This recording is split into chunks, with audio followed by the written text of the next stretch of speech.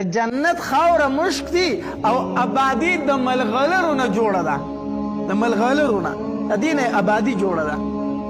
نو نبی علیه الصلاة والسلام فرمایي په جنت کې مې یو بنګله ولیده او د هغې مخې ته یوه جینۍ ناسته ده او په نیر کې اودس کوي او په دې مخ چې لپه ور واچوي نو دې مخ نه دا اوبه داسې ساسې لکه ملغلرې چې ښکته ورتاویږي. وي ما د جبریل نه تپوس کړو جبریله دا څوک ده او دا بنګله د چا ده؟ جبریل علیه السلام راته وفرمایل د الله پاکه پیغمبره دا ستا هغه ملګری نه دی حضرت عمر رضی الله تعالی عنه، دا د هغه بنګله ده، دا د هغه کور دی.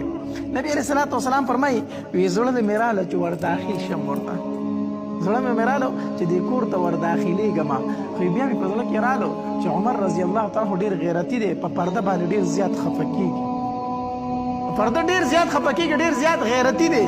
نو زړه مې راله چې دننه کېږم، خو ما وی که عمر خبر شي بیا به خفه شي چې د الله پاکه پیغمبر زما د اجازت نه بغیر زما کور ته تللی.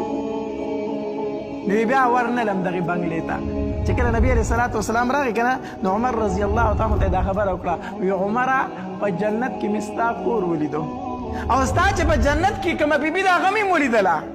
وی عمره یو خبره درته وکړم د الله پاکه پیغمبره قربان وکړه ماته. ما زړه لې راله چې ستا دا کور مې دننه ولیدې خو لاړ نه ړم ورته.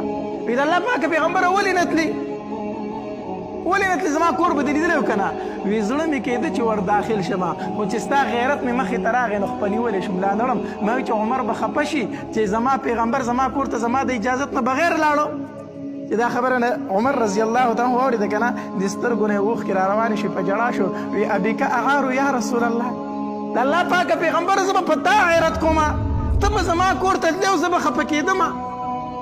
عمر رضی الله تعالی الله تبارک وتعالی ډېر یو جلالي شان ورکړو، پرده به یې ډېره زیاته خوښه وه، ډېره زیاته به یې خوښه وه پرده.